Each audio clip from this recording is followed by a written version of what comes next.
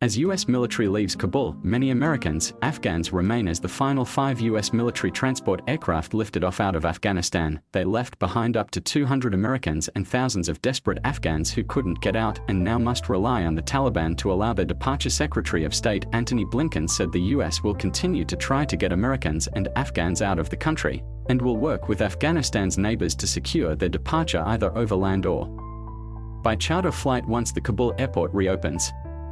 "We have no illusion that any of this will be easy or rapid," said Blinken, adding that the total number of Americans who are in Afghanistan and still want to leave may be closer to 100. Speaking shortly after the Pentagon announced the completion of the U.S. military pullout Monday, Blinken said the U.S. embassy in Kabul will remain shuttered and vacant for the foreseeable future.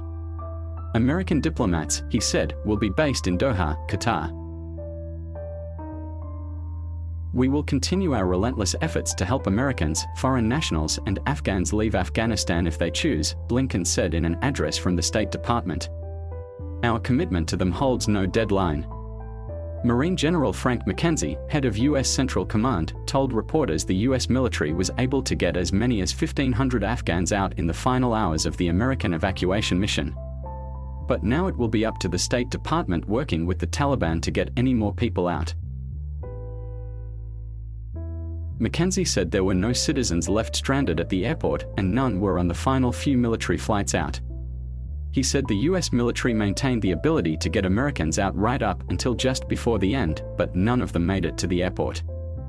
"There's a lot of heartbreak associated with this departure," said McKenzie. "We did not get everybody out that we wanted to get out. But I think if we'd stayed another 10 days we wouldn't have gotten everybody out that we wanted to get out."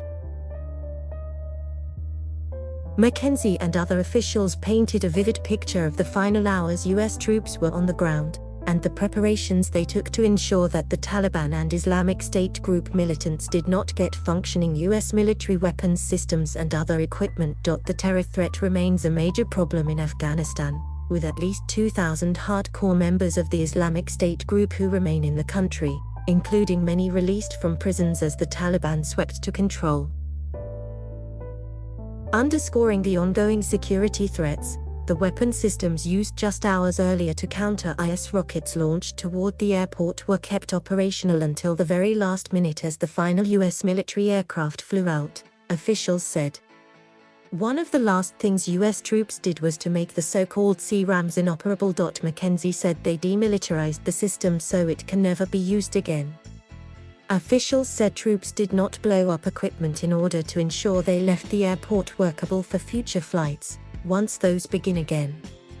In addition, McKenzie said the U.S. also disabled 27 HUMVs and 73 aircraft so they can never be used again.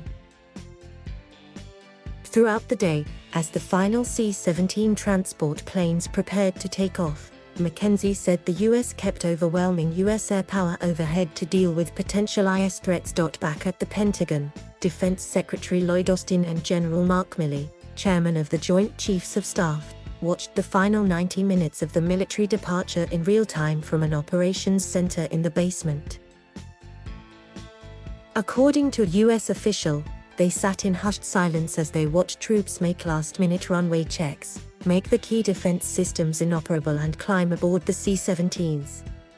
The official said you could hear a pin drop as the last aircraft lifted off, and leaders around the room breathed sighs of relief.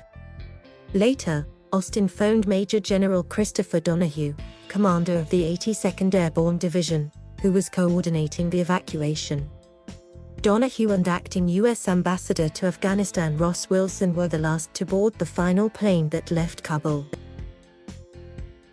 Officials spoke on condition of anonymity to provide details of military operations. "Simply because we have left, that doesn't mean the opportunities for both Americans that are in Afghanistan that want to leave and Afghans who want to leave, they will not be denied that opportunity," said McKenzie. The military left some equipment for the Taliban in order to run the airport, including 2 fire trucks, some front-end loaders and aircraft staircases.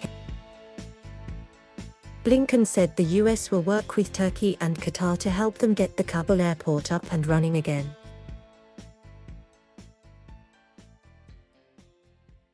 Thank you for watching. Please subscribe.